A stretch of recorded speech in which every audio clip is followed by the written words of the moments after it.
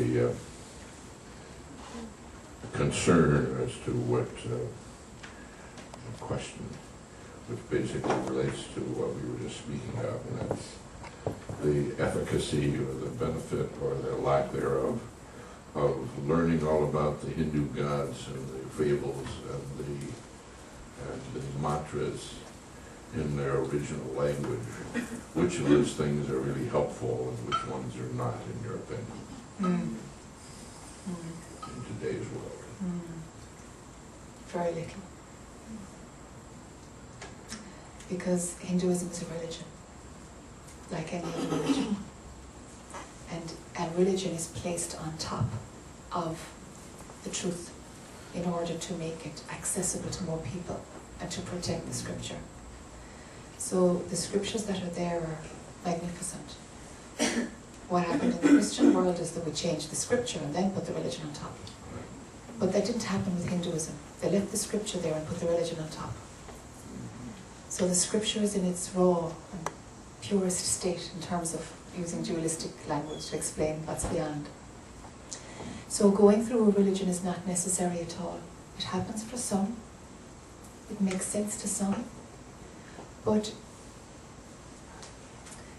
you know, if something pulls you and it makes sense and it's like, wow, that's really useful, try it out.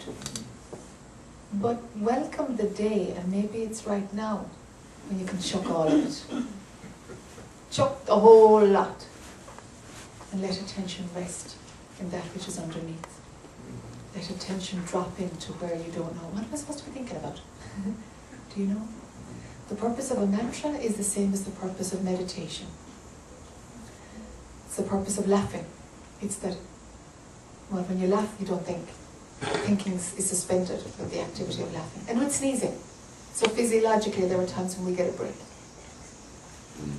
So, with meditation and with a mantra, it brings the mind to one point. So it stops it running amok.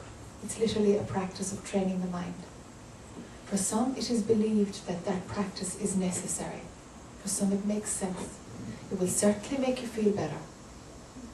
There's a value in that. But the end of the line stuff is don't buy any of it. So to find out what makes sense to you, can you chuck it all out? Or is that just in your head? Oh, I'm going to chuck it all out. Hope for the best. It's not like that. It's that, oh, if it is seen that it's all the movie, it is all perpetuating the idea that I have something to do.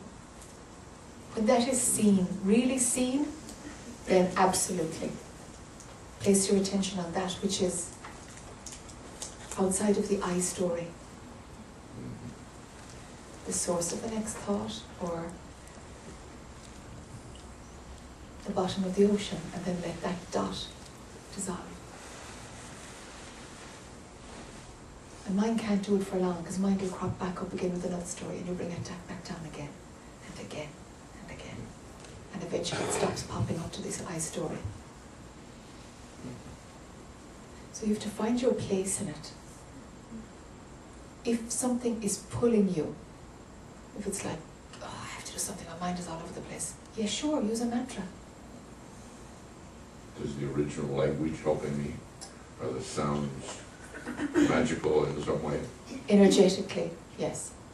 There is an energetic bonus in the world of where bonuses are important. There is an energetic kick. Great word. Yes, with certain words. So if you use the word camera, for example, camera, that's fine. It will bring it will bring the mind to focus on one thing. But if you use the word supreme consciousness, it will bring the mind to one point, but also it will shift something on an energetic level. And this world is about energy. Okay? So there's that extra thing of energetically, it just breaks up a bit of density in the energy world. And that appears to be worthwhile, while the I is playing its spiritual seeking mode. Do you see? Yeah. Okay, so it's all subsets within subsets within subsets, do you know? To find out what makes sense for you. But I would always recommend the bottom line. Drop underneath all of this stuff. Do you know? Yep. Yeah. But when you can't, sometimes... Notice a lot of the Indian gurus typically use the parables from the Upanishad or Yes. scriptures, Yes. which then reintroduces you to their gods, which is, Yes. well, only a few of them, fortunately. Yes. Yes. Yes. And those stories are like the Christian stories. They're like any stories, you know. It's just an oral tradition. There's a teaching in it or an understanding in it, maybe, and maybe not. But go beyond all of that. Go beyond all of that. None of that is needed, it's just in the movie. While the experiencing I is still running the story that I have something to do and something to understand.